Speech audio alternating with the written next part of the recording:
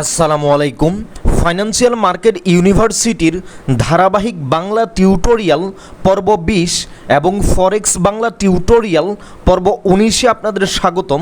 আজকে আমি আলোচনা করব কাস্টম ইন্ডিকেটর কি এবং আপনারা কিভাবে MT4 এবং MT5-এ কাস্টম ইন্ডিকেটর অ্যাড করবেন কিংবা রিমুভ করবেন। সর্বপ্রথম আসেন কাস্টম ইন্ডিকেটর কাকে বলে। মনে রাখবেন, কাস্টম ইন্ডিকেটর হচ্ছে কোনো ব্যক্তি বা প্রতিষ্ঠান নিজেরাই যে ইন্ডিকেটর তৈরি করে তাই হচ্ছে কাস্টম ইন্ডিকেটর। এখন সে ধরেন আমরা MT4 এবং MT5-এ বাই ডিফল্ট যে ইন্ডিকেটরগুলো দেওয়া আছে এর বাহিরে নিজস্ব কনসেপ্ট বা ফর্মুলা দিয়ে যদি কোনো ইন্ডিকেটর তৈরি করি কিংবা অন্য কারো তৈরিকৃত ইন্ডিকেটর যদি ব্যবহার করতে চাই, মূলত তাই হচ্ছে কাস্টম ইন্ডিকেটর। সহজ কথা, MT4 এবং MT5-এর বাই ডিফল্ট যে ইন্ডিকেটরগুলো দেওয়া থাকবে এই ইন্ডিকেটরগুলোর বাহিরে আমরা যে ইন্ডিকেটর ব্যবহার করব তাই হচ্ছে কাস্টম ইন্ডিকেটর।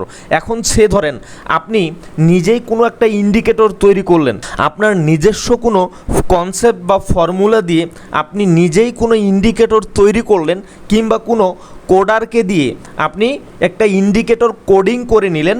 এই ক্ষেত্রে আপনি আপনার কাস্টম ইন্ডিকেটরটি কিভাবে এই MT4 বা MT5-এ সেট করবেন।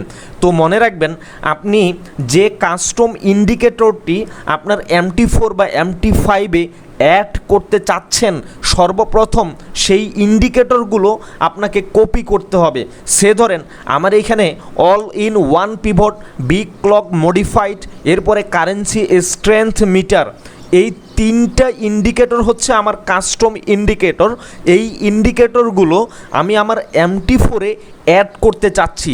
তো এইখানে লক্ষ্য করেন, আমার এই ইন্ডিকেটরে গিয়ে আমি যদি কাস্টমে যাই, তো যেই তিনটা ইন্ডিকেটর আমি বললাম যে pivot point, big clock modified এবং কারেন্সি স্ট্রেংথ মিটার, এই কাস্টম ইন্ডিকেটরগুলো আমাদের এই কাস্টম এই অপশনটাতে আসলে আমরা পাচ্ছি না।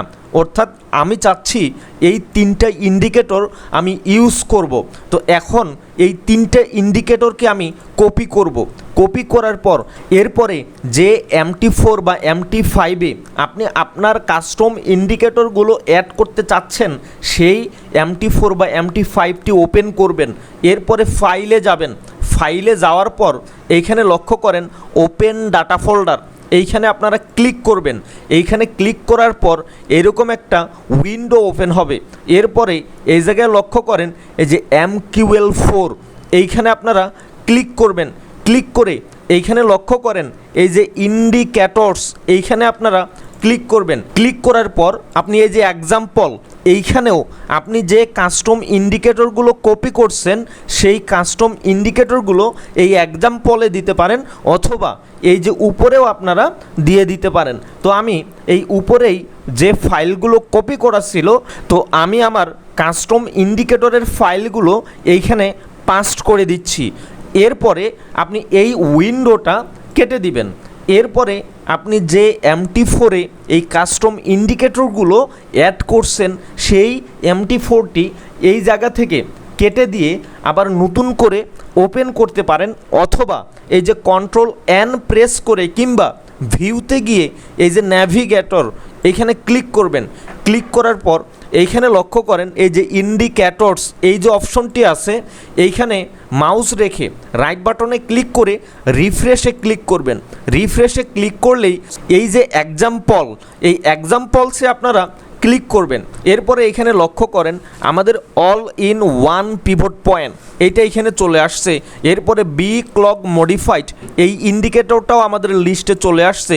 এরপরে কারেন্সি স্ট্রেংথ মিটার, এই ইন্ডিকেটরটাও আমাদের এই কাস্টম ইন্ডিকেটরের লিস্টে চলে আসছে।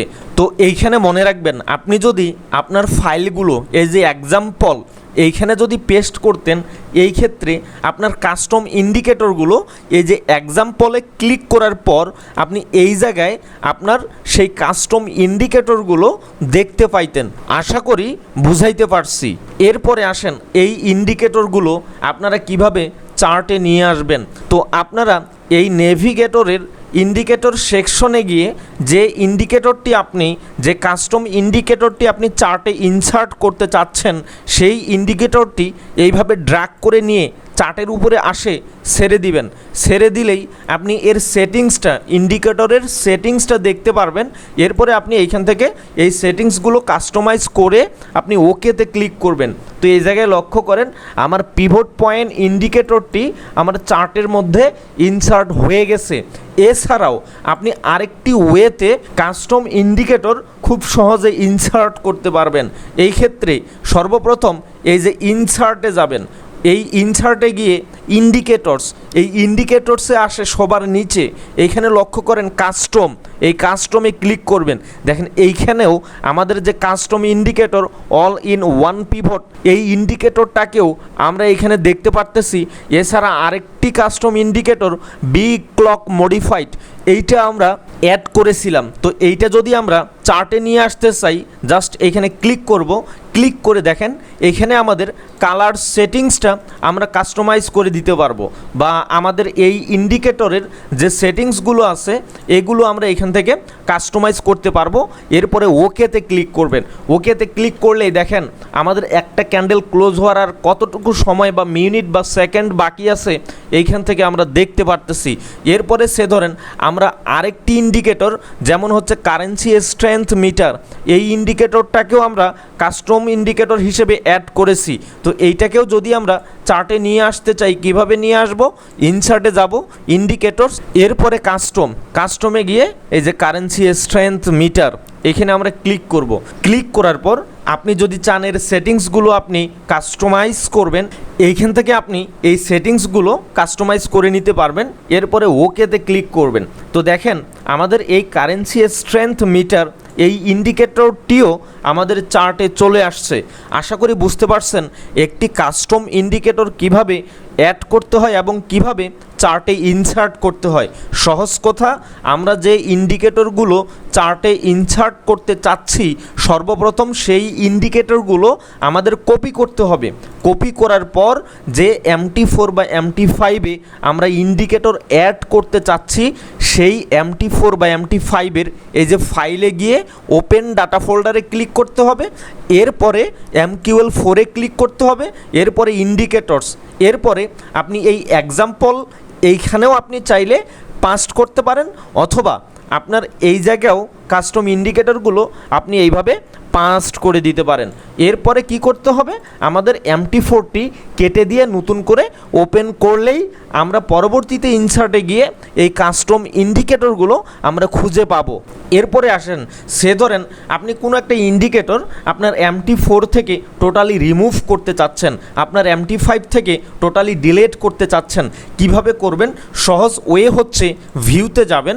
ভিউতে যাওয়ার পর এই যে দেখেন নেভিগেটর, এখানে ক্লিক করবেন। ক্লিক করার পর এই যে ইন্ডিকেটরস, এই ইন্ডিকেটরসে ক্লিক করবেন। ক্লিক করার পর আপনি কোন ইন্ডিকেটরটি ডিলিট করতে চাচ্ছেন সেই ইন্ডিকেটরের উপরে মাউস রেখে রাইট বাটনে ক্লিক করবেন। এরপরে দেখেন এই যে ডিলেটের এখানে ক্লিক করবেন। ক্লিক করার পর এই যে দেখেন ইয়েসে ক্লিক করবেন। তো এখানে লক্ষ্য করেন আমাদের এই ATR ইন্ডিকেটরটি ডিলিট হয়ে গেছে। আশা করি বুঝতে পারছেন। এছাড়াও আরেকটি ওয়ে হচ্ছে ফাইলে যাবেন, এরপরে ওপেন ডাটা ফোল্ডার এইখানে গিয়ে ক্লিক করবেন। ক্লিক করার পর দেখবেন এইরকম একটা উইন্ডো ওপেন হবে। এরপরে MQL4 এইখানে ক্লিক করবেন। এইখানে ক্লিক করার পর এই জায়গায় লক্ষ্য করেন ইন্ডিকেটরস এইখানে আসবেন।